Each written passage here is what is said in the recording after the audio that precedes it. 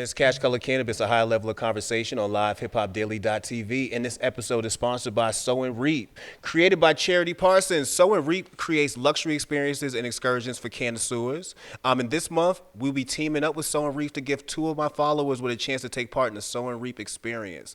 And this is all you got to do.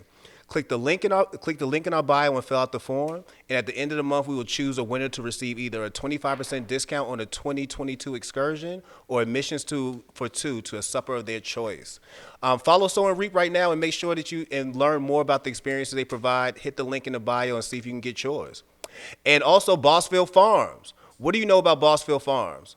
Well, what you do know can win you 2 tickets to their 420 bash. Now, this is what you got to do. Watch our episode with Bossville Farms' own Derek Muhammad and answer this question. What was Derek Muhammad doing before he started Bossville Farms? The giveaway will be taking place on Bossville Farms' social media page and will run until April. There will be 3 winners, and prizes will range from apparel to gift cards to tickets to their 420 bash. In order to participate, you do have to follow Bossville on all social media channels and sign up for their newsletter on Bossville's website. So check both our sponsors out, Sow and Reap and Bossville Farms this year. All right, so I got my guest back in the building, man. Hey, Quanna, smile. I love the smile. Quanna, I had such a good time with you last time. I was dying to get you back on the show because you're really like a really good guest. You really brought the super dope energy and vibes. She up in here rolling up. As always, I love to smoke. Like I said, she brought so much black girl magic in here. There's Telfair bags. There's blunts in the building. Like, I love this. I love this vibe. All right, but for those who don't know or don't remember your episode, please introduce yourself. Hey, y'all. I'm Quanna. I'm an artist. I am the founder of Carefree Black Girl. It's a lifestyle branding movement, hashtag all of the things. I'm from Savannah, Georgia. I lived in New York. Well, I graduated from the Clark Atlanta University, and I lived in New York for some time. So many people might be confused where I'm from, but I am from Savannah. I just lived in New York City. No, that's been a thing. Like, people really? Be like, oh, I thought you were from New York. No, I'm from Savannah. When I started doing music is immediately when I graduated from college, and that's when I moved to New York. Like, I graduated in May, I moved to New York in like August. What was it like when you first moved to New York? 'Cause that's a whole I think experience. we talked about this briefly last time. Yeah. But I mean, moving to New York was kind of tough. It was a culture shock. Yeah. Like, the first things first, like every black person you see in New York City wasn't raised in the U.S. So like, black shit. U.S. black shit is just wasn't the same. That was the first culture shock. Yeah. I'm a dark-skinned girl with curly hair, so when people will walk up to me with the same skin as me, speaking full Spanish, I didn't know, like, I didn't get Dominican, I didn't get Puerto Rican. Like, in Savannah, you only have black, white, Mexican. Facts. Basically, right? So when I got to New York, it was just a culture shock, essentially. Like, the hustle was different. I saw people, I was a college graduate, and I saw 19-year-olds making thousands of dollars a week off T-shirts. And so it was just interesting. Yeah, New York's a different place. Growing up north is a different place. Like, I'm from Boston. So different. I'm from Boston, and I told somebody, like, where I work at now, I'm literally trying to learn Spanish because so many people up there speak Spanish. So I'm trying to learn Spanish right now.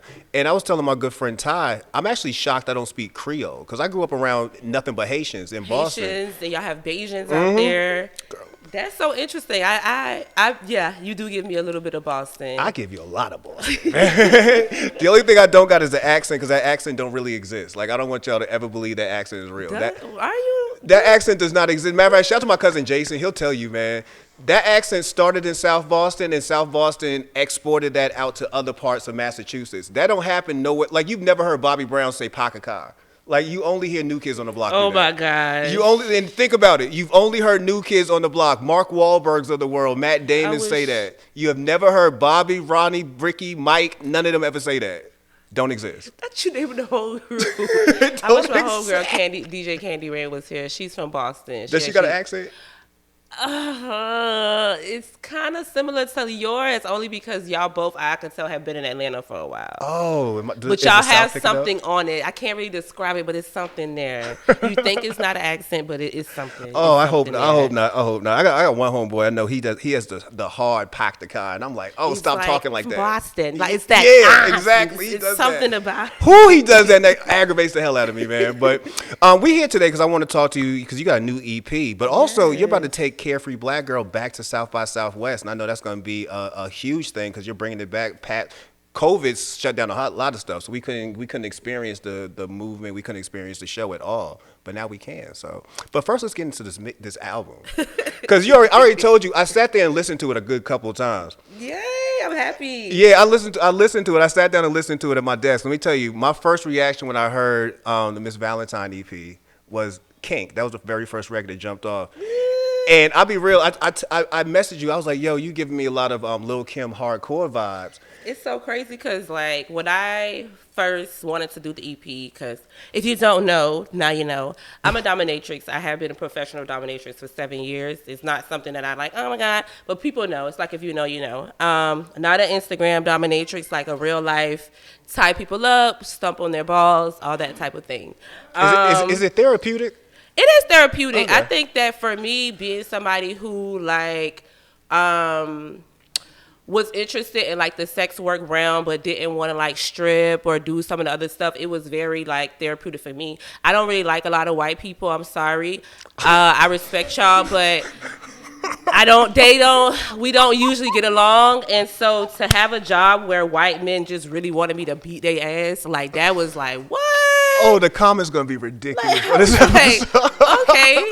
And so that early on for me, like, I was kind of ashamed about it, but when I told my mom, and she was just like, okay. Really? Yeah, Your my mom mom, was my cool with it? grandma, they were just like, honestly, girl, like, you wouldn't know, like, half the stuff women do. And it just gave me a different perspective. Like, nowadays, being a dom, being a sex worker, whatever, is not so taboo. But I did start it during a time where some of that stuff was kind of, like, still frowned upon, pre-COVID era.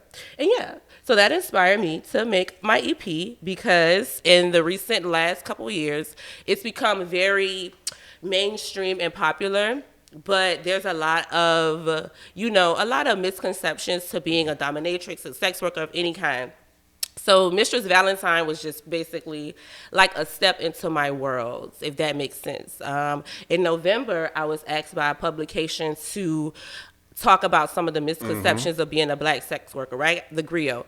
And that was one of the first time I really like spoke on wax about it, but then they were able to like find like all this stuff I thought like I kind of like hid underground about me myself. And it was cool to know that like being a black dominatrix 7 years ago was new, so I'm imprinting in that. So all this stuff that's happening now, it's like, okay, well, it's the girls are doing this, but like let's give a story about somebody who's been doing it. So that was Mistress Valentine EP, just a short, sweet snack on what it is to be a mistress, a dominatrix, and Kink was that record that will walk you through like a simple BDSM session or an intro to seeing a dom. Is usually like the angry boss who's uptight, who want to release some stress, who's been stressing his 100 whatever employees all week. It's the guy it's literally the police officer who's an asshole to everybody else. He comes to me to pay me to beat him up and punch him in the face all day.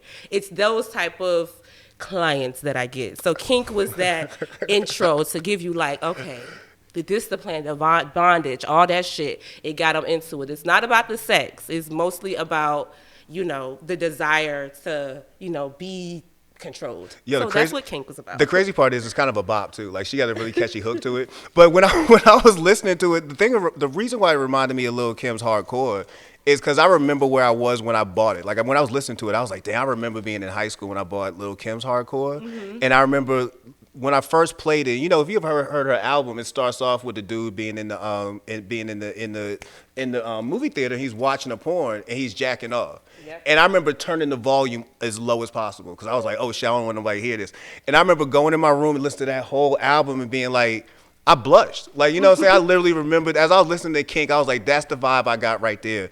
I remember that's the only time I've ever blushed listening to music where it was like, but it was almost like a first time because we're hearing Lil' Kim, one of the first times you're hearing somebody be so blatantly open about their sexuality and what they like and what they don't like and all that on a record. And it was so crazy. So when I heard Kink, I was like, oh. I remember being in my office, I closed the door.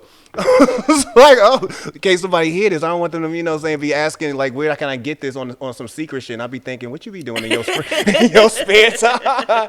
But it was such a dope record, man. So elaborate a little bit more about Kink, because it is kind of an intro into what your lifestyle is. Yeah, so Kink was the inspo, like I like I said, it was a little bit of that whole Little Kim hardcore, that let me tell you the story vibe situation thing. Oh, can one of y'all give me some tissue? Sorry. Thank you. But it started off with me wanting to give the illusion of a sub being in a session, but then I also wanted to give the listener, whoever knew what BDSM was, thank you, the visual of what it sounds like or feels like to have a session. So the chorus goes mink, mink, mink. This is kink, kink, kink. So mink is just usually like the chain sounds when you in a when you're in a dungeon or you're with a dominatrix. So just to break this record down from a musicality standpoint, if a sub or a slave was to hear that, they'll automatically be like, okay, damn, that reminds me of a dungeon. And it'll just make them kind of want to replay it. So a lot of the stuff in the thing is intentional, so that when people hear it, like some records you hear nowadays, if they got a repetitive hook or if they got something that sounds like a nursery rhyme, kids will love it. So it's like the same concept. Yeah. With kink. And yeah, the lyrics were really just taking you into like, you know, the mind of a person who has a kink. Is not, you know, all about the sex. Like, you know, got them coming like prime, sending check after check, you know, because this is something they desire. It's, you know, you could have sex with them, but why do that when they want different shit? So that's what kink is about. And to be completely honest, you talk about people who live that life and don't want to say it. Like, I mean, and that's the reason why this exists. That's the reason why domination exists. Like, some people gonna need to get that out and don't want to admit it. Like, there's a lot of politicians. Like, girl, I watch the news sometimes. And I'm like, some of y'all definitely. Listen, she said, in the lyrics I said, she said her boss was uptight, so I beat it like Mike. Her daddy paid me just to type, throwing strap like a dyke. Literally, my main clients are people who have a lot of employees. I mean, like Fortune 500 companies. Like, I started in New York City, so my rates range from $400 an hour to $1,000 an hour. So these are not people who, you know what I'm saying, work at H&M as the manager. These are people who really can afford this stuff, and they can afford to have escorts all the time, but they want to have a different, you know, experience, if that makes sense. People who just want to text and type all day, most of the time they don't even want to see me. They just want to be dominated by me and want to have a conversation with me via, you know, social media, via, you know, the internet. They don't even want to, it's the allure of me. It's not even the actual presence. You talk about easy money. I'm not even And then, mad. you know, you have people who, you know, want to experience different type of sex like that with a strap on, and I carry a big one. You know, I don't have my own, but I have a full tool shed of different sizes. You know, so those are 3 typical clients. So in kink, you hear like, what type of people like this? All types of people that you see every day, because people have different fetishes, whether it be, you know, on some tease and denial shit, whether it be some foot fetish, whether it be, oh, I just want to see you look beautiful, looking dominant while you smoke your weed. Like, I've had sessions like that. I've had sessions where guys have been like, oh my God, like, you know, it's been so crazy because when I started this, I really thought I was just going to have white men only. And then when I started getting black and Latino men, I was like, oh my God. And the type of things that they like, it varies. It really does. And it just taught me, like, nobody's a monolith. Like, I've had black guys who want me to beat them up. You know what I mean? I've had black guys who want different stuff. So it's been interesting. It's been an interesting time. That's crazy. We're definitely going to get into that because I did see a piece on Griot. So I did want to talk about some of the stigmas that face black women who are in this business. But Hybrid is another joint I liked. Mm-hmm. Yeah, and I like the video as well. Shout out to Jamila. Like, I like the video as well. I thought she did an amazing job with that. Talk to us about that record as well, because we could really get into the EP real quick, because it is a quick snap. Yeah, I mean, it's a 3-piece EP. It's real short and sweet. So Popstar Benny, he has been sending me packages for a few years now, and it's so crazy because with him, I always like his spacey action. All his beats that I choose, I feel like they're telling a story. So at Hybrid, it was like fun. It was like gaming. It felt like Hybrid. It felt like a combination of different things. That's what Hybrid is. Hybrid is 2 different things coming together to form one. So like me, I'm a sweet you know, empowered, community serving girl, but I also am a kinky underground girl who loves a skateboard, who loves BDSM, right? So Hybrid was just like that track that you hear that you like, damn, like this is kind of like a reflection of me. So Hybrid for me, it was like, okay, it sounds fun, but I'm gonna spice it up. Yeah. And when I came in on the track, it was like, it ain't my fault that all these bitches want to be me. And now it's like, what, girl? I thought we was about to have some fun. Well, we are having fun, but walk in the room and now your nigga want to tweet me. So it's like, okay, we got you listening, and, you know. So Hybrid has been, you know, it's been a time. It's been a ride because when I released the record, I was like, okay, this is going to be a quick freestyle. That's going to be it. I dropped the first verse on Instagram, and people, the reaction was just a little bit more than I had expected. Like, when you start getting over like 25, 30 comments on something, like as an underground artist, you're like, okay, maybe this is something I need to do something with. So I dropped the record. Jamie, I fucking linked up with her. People was like, yeah, I think you should work with Jamie on the video. And it was just crazy because we had the ideas, and it was just like every time, every step of the way, she was like, okay, I can do it. And I was like, I don't know, man, because she coming through with one camera. I don't know if she would be able to get it done. But to be honest, like, that is one of my best videos. If I send that video to anybody, they're going to book me. If I send that video to like any show, if they not picking a song, they're sending me a comment back saying, oh my God, girl, we just had other labels pushing for their artists, but this was very good. So Hybrid has been a ride. Like how the song is, it's been a ride and everything was just truly organic.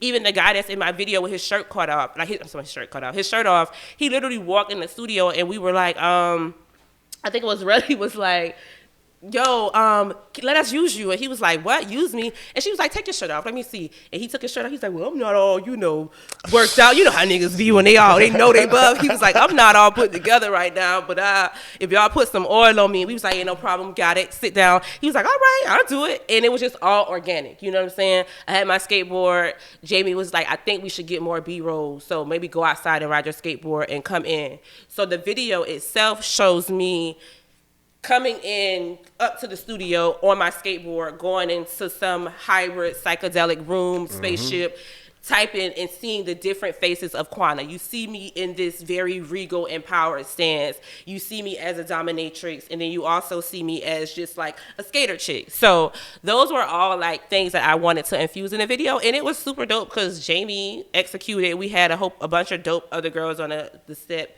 Relly, Sienna, she did my makeup. I was a fucking mermaid. Like, who like turns into a mermaid? So like it was just all very organic. It was very, you know, authentic. And I would say like Hybrid is truly like one of the songs I would say like, if I said like one record that was like, okay, what sounds like you? Hybrid sounds like me. So why did you keep it so short? Because there's only 3 songs. Like, why wouldn't you add a couple of more records to it? Because I feel like I have so many different sounds. Like last time I came here, we spoke a lot about me being in ballroom and being a commentator. I want people to have a chance to get into my sounds. So it's short because I'm about to release another EP. I'm probably going to release something for 420. I want to release something this summer.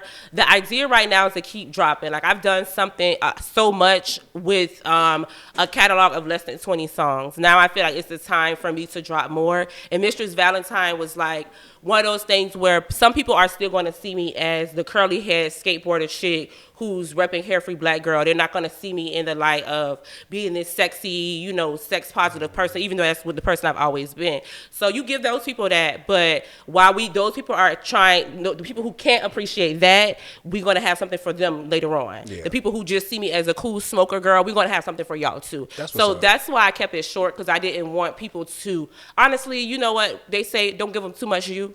Don't let them take your soul. Like, you can't do too much every time. Gave them a variety pack. Yeah, you about to bring them a variety pack. Yeah, and that's what I kept thinking, like, we don't want to overdo it right now. We going to just 3-piece here, probably give them a 420 EP.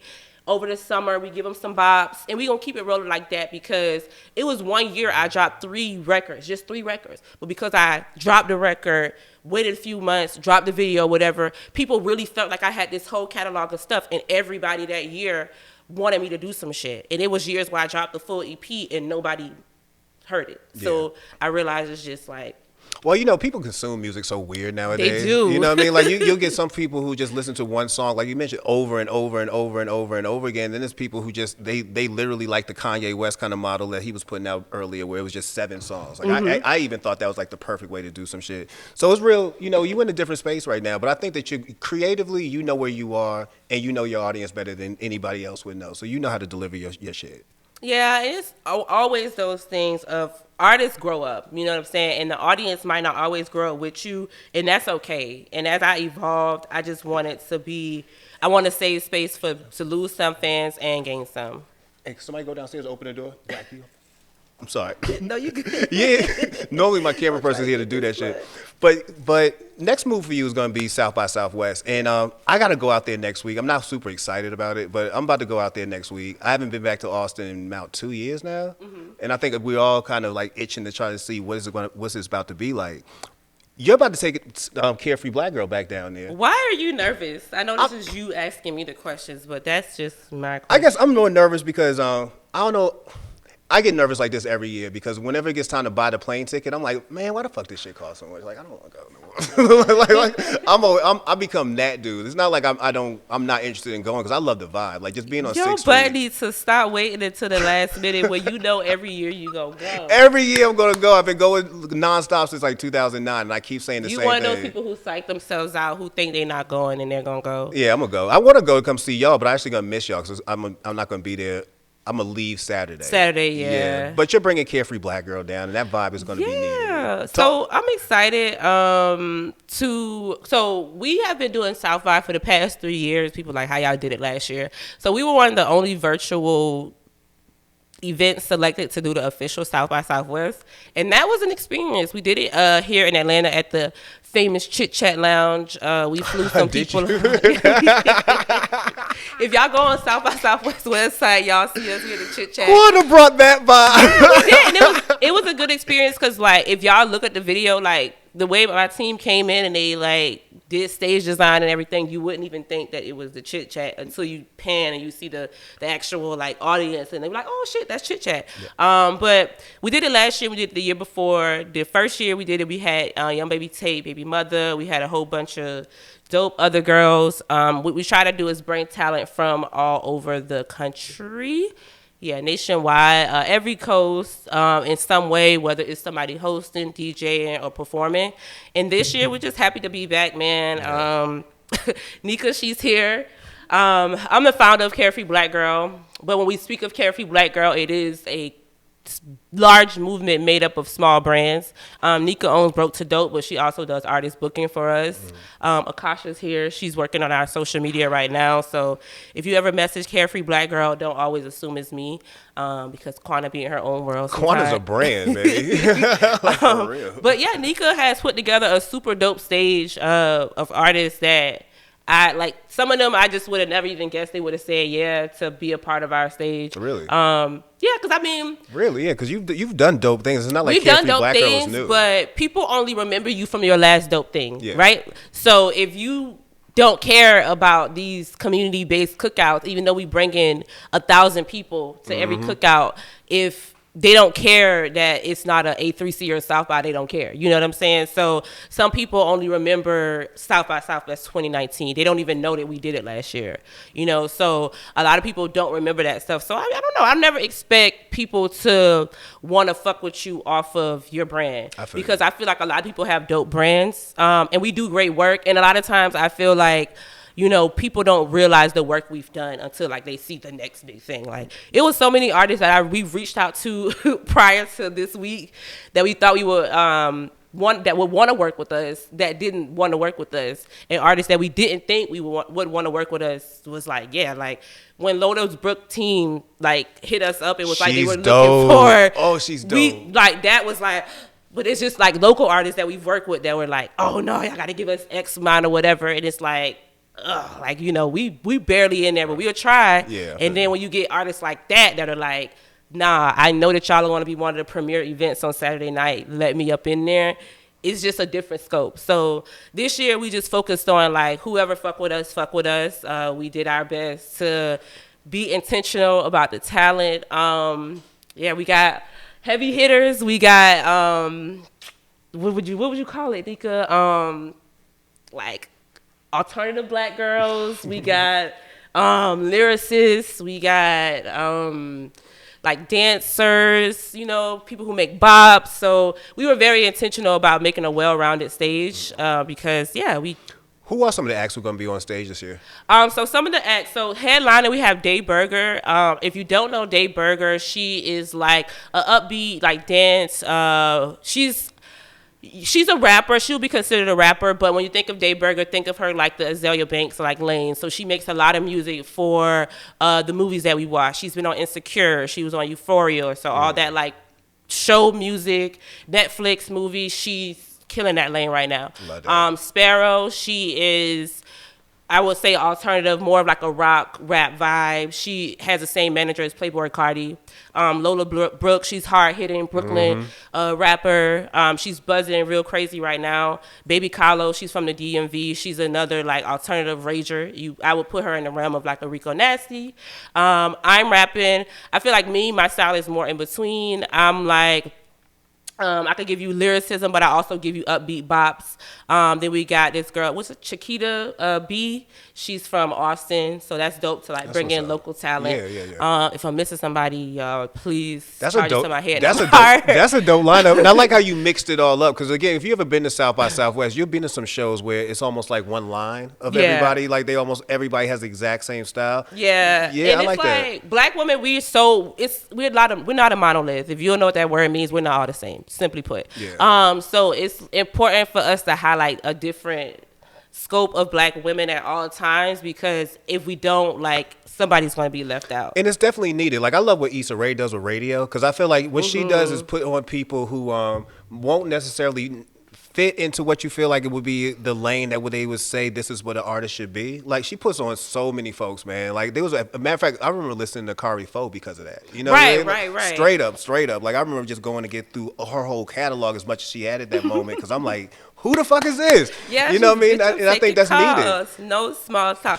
I try to book Kari Fo so many times, but it's like early on as an artist and as a business owner and curator, I didn't realize how much artists actually do get paid when they're in the game. Yeah. I didn't realize that, because my ass don't get paid. Like, I know DJs get paid, photographers, and everybody get paid from no matter what level they on, but rappers don't always get paid. Well, I get paid now, but when I first started rapping, I didn't always get paid. So it was gagging me when I was hearing numbers like 4,000, 5,000 for artists who didn't have a song on the radio. But it's like, it's so many levels to music. It's like, you don't even have to be on the radio these days to really be in the game. No, not at all. Carafo has so many placements. You definitely got to have a good coin to book her.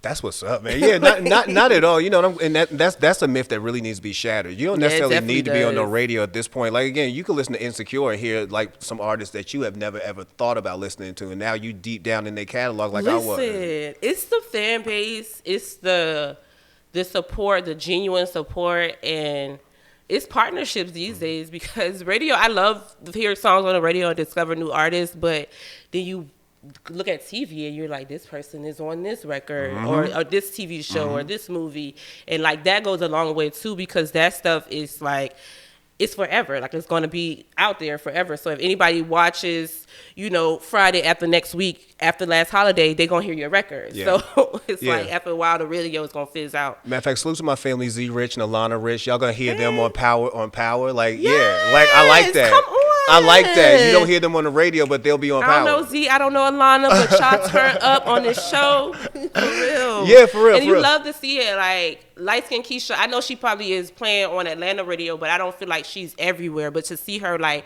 getting on shows and stuff like that takes artists on a different level. Like, that makes you eat for a lifetime, not just for, as long as you're hot. Yeah, it's really about just understanding that you have to expand your what you feel like success is. You know what I mean? Like, a lot of people, especially when it comes to artists, they feel like success is being on the radio, it is being on TV. But I'm like, at this point, there's so many different platforms, outlets. Like, start trying to shop your music to production companies. Like, that's probably the best way right now to get your music out. There's so many production companies making stuff. They need music. Yeah, and I love all the black TV. I'm just excited for not even black TV, but just creatively. I think that music and art is taking a new turn, and I Yeah. think that's so dope. Yeah, yeah, yeah. You know what else though? Let's talk about your work and your work. Because again, I did watch the Griot interview, and I was like, you know what? That's a good question I want to kind of get into, and that's the stigma around black women in sex work. Because what you do should cost a lot of money, but I do know white women probably get paid a shit ton more So you to listen. do the shit you do. People, I've been back in Atlanta for almost 2 years now, and I have had calls like, "You're a black girl. Why the hell are you charging so much?" And that's you're fucking up the game. That's for why I'm us, charging and so much. da-da-da-da-da. What you mean? And I came from a place where it's certain girls you can't book unless you're spending $2,000. Yeah. You can't book, and these are like black. I'm talking about white girls, Asian girls. When I started out, I was one of 2 or 3 black dominatrix that I knew in New York City. And I'm talking about, this is 2013, 2014. If you were out there, I didn't see you. Yeah. I didn't know you weren't advertised. I didn't see the advertisements.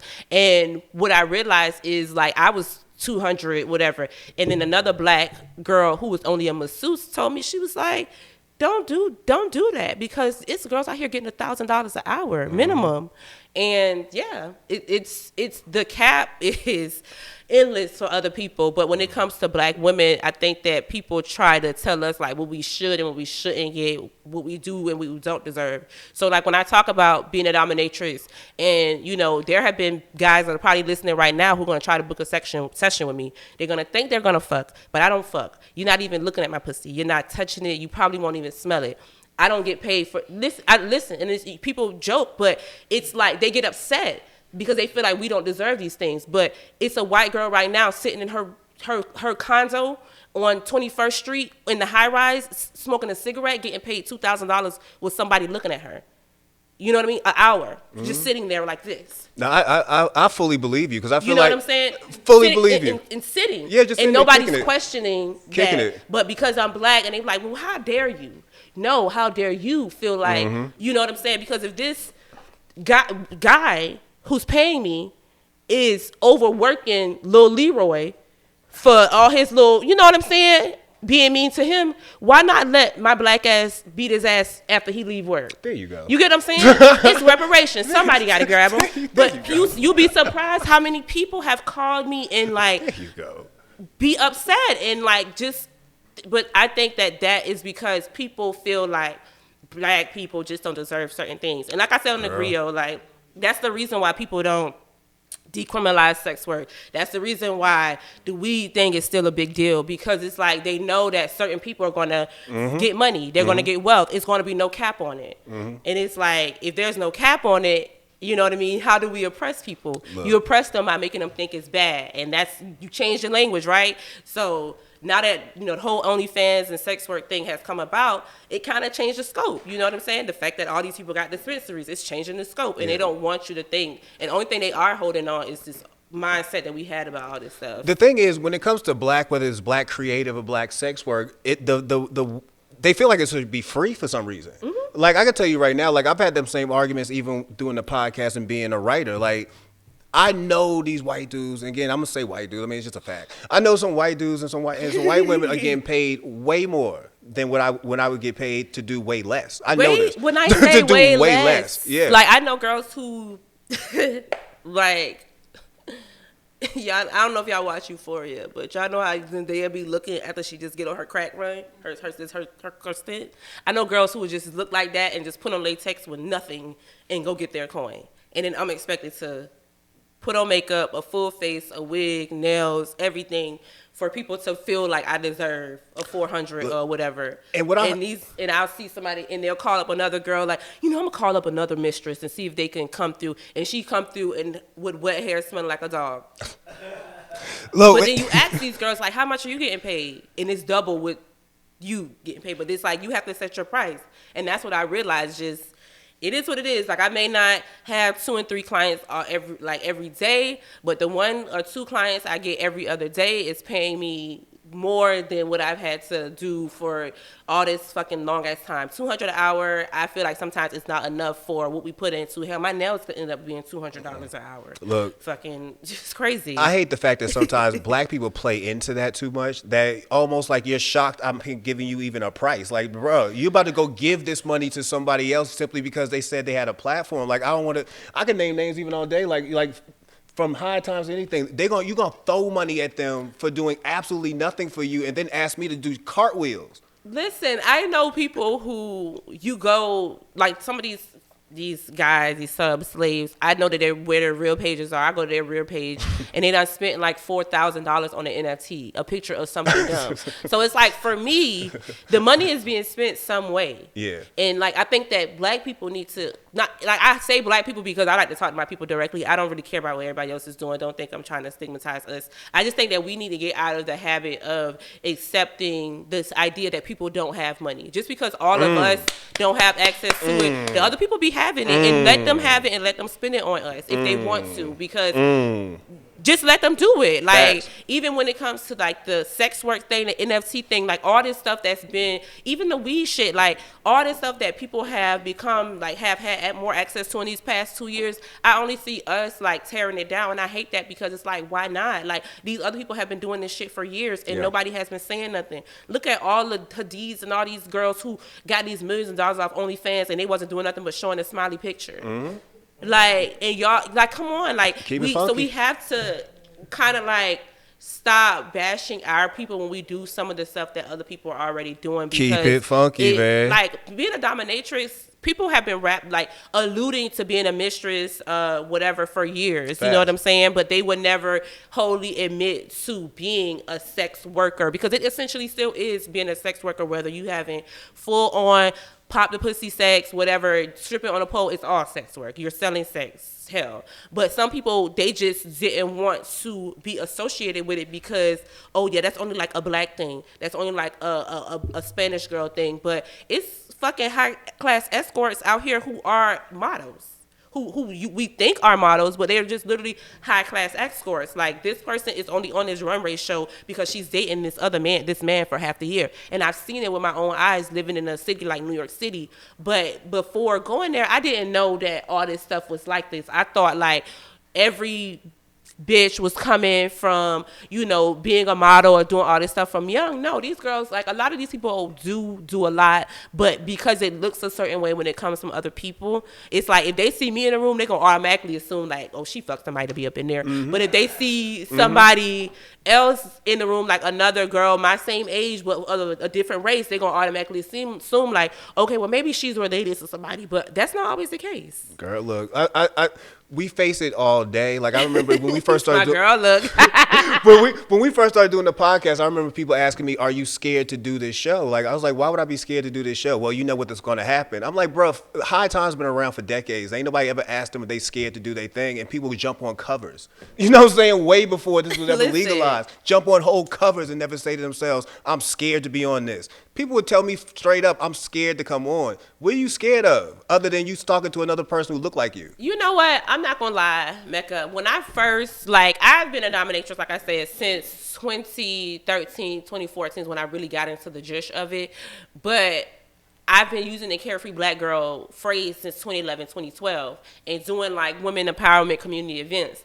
I learned early on that some people were just like, so like, no, like, girl, like, I hear that you're dumb. Like, they would just, the way they would react to me. You know what I mean? And it, like, 3 or 4 years ago, I wouldn't be sitting here trying to say, girl, we going on tour and I'm a dominatrix. I really have had, you know, this new era has given me the confidence to be accepting of, you know, what I do and accept myself wholeheartedly and all the pieces of me. Because at one time, it was not okay for me to be running the women empowerment brand and being a sex worker. Those two things couldn't coexist at one point. You get what I'm saying? Like, the older women didn't want their college girls at no event with no sex workers there, you know? So But not in the same breath, those same girls be working at Magic City or whatever. But it's just this idea of like, yeah, y'all can do that, but we're not doing it publicly. So a few years ago, I probably wouldn't have. But it just took me to see how free other people were doing this stuff for me to just be like, why am I fucking holding myself back when these people are doing this stuff so freely? Like, I mean, girls on a Disney Channel 2 years ago is dating for coin. And I'm like, wait, it's not the same couple $100 I'm getting, but it's still you're dating for coin. Yeah.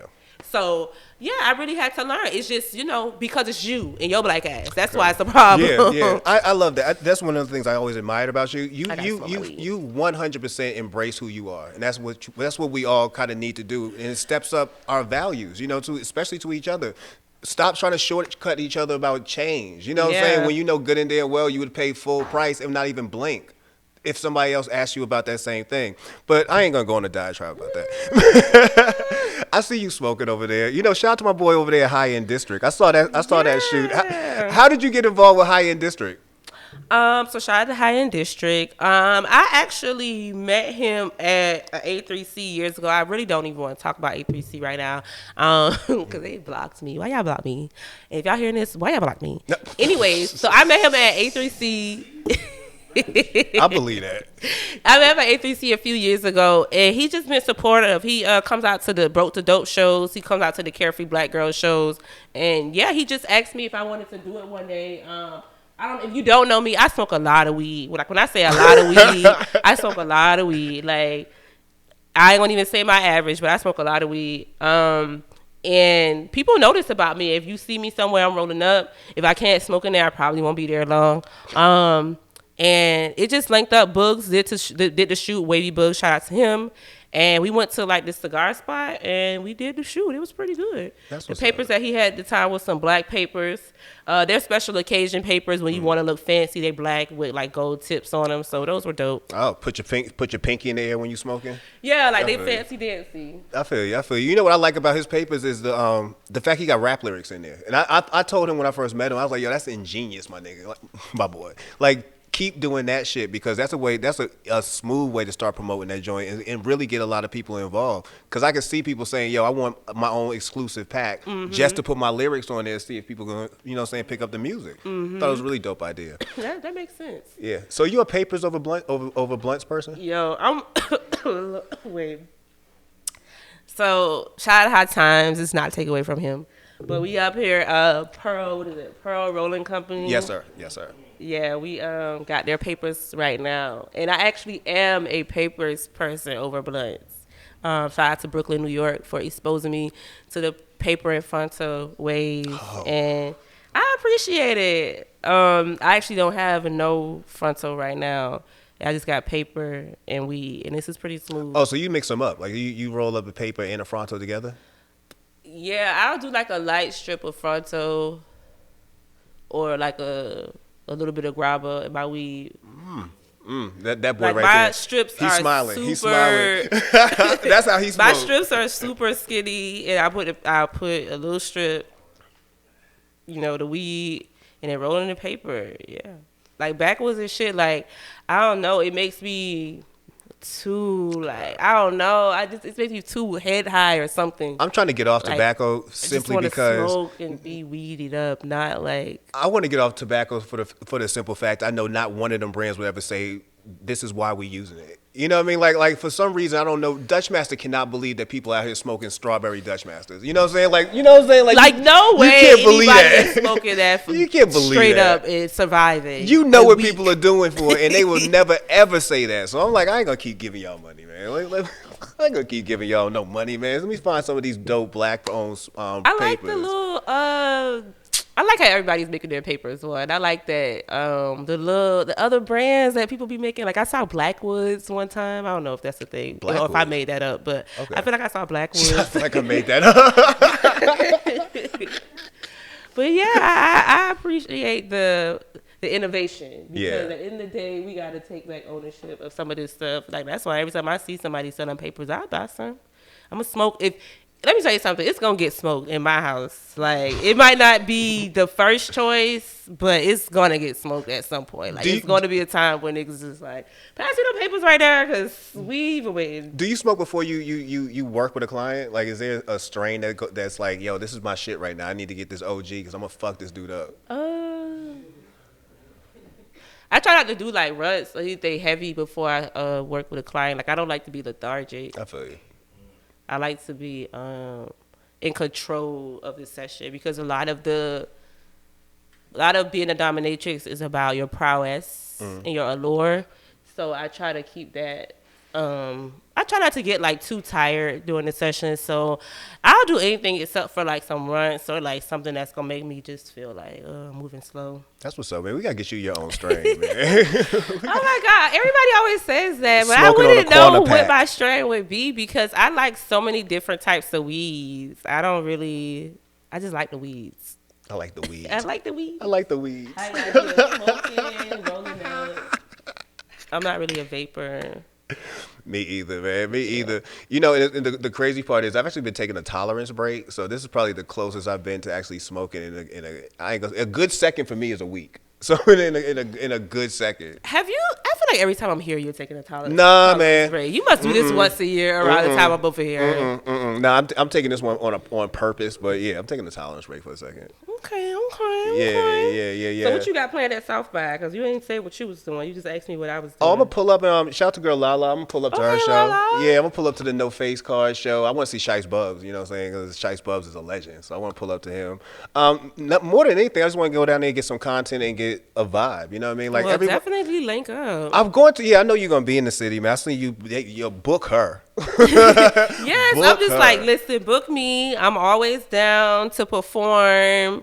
Carefree Black Girl's going to be there on Saturday. We got some dope stuff coming. I can't really freaking talk about it. The thing about it is, I love being sponsored by brands. I love y'all down. But the fact of the matter is, everybody you having these protocols, like, can't say this to this day. Like, don't do that to me. I be wanting to.